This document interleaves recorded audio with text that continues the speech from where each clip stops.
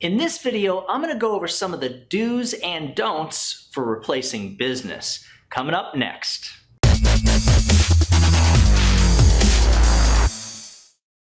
In our business, if you don't do replacements, you might not be around for very long. Make sure you stick around to the end of this video because I'm going to show you how to get a copy of the warning letter that I use to deter other agents from replacing my business. And this is simply a letter that I made up that I put with each of the delivered policies. So a couple of rules of replacing business is, first of all, you got to use a replacement form.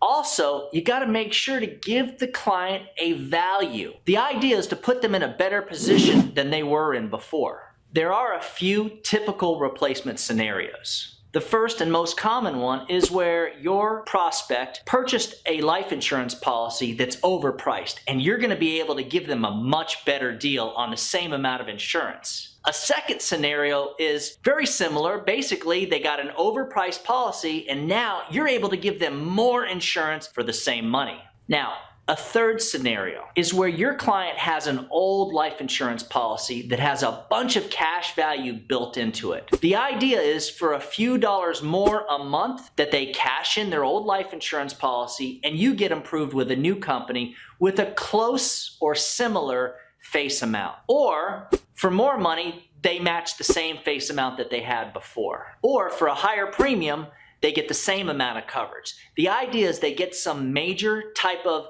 value out of the replacement. This is perfect for folks who really need money. There's one thing I will say about replacing business. Anytime you do a replacement in Florida and in most states, not all of them, but in most of them, when you do that replacement, if that client dies in the first 2 years, the insurance company has the right to look back and pull medical records. And if they see something they don't like, they may not pay. This is where you become liable for a potential lawsuit. Now here's a tip. When doing a replacement, make sure the client calls the old insurer. Have them tell the insurance company that they want to be taken off of monthly draft and they want to be sent a bill. Remember, it usually takes about 2 months for a policy to lapse due to non-payment. So your client will actually get 2 months for free. Also, if something happens with the replacement and it doesn't work out, the client can always call back the insurance company and get back on that monthly bank draft. For a copy of the warning letter that I use when delivering insurance policies, go ahead and email me at doug@ufesonline.com. For information on any of our lead programs, including our direct mail lead program or on my free mentoring program, email me. Feel free to subscribe, guys. We're putting out new videos every single week.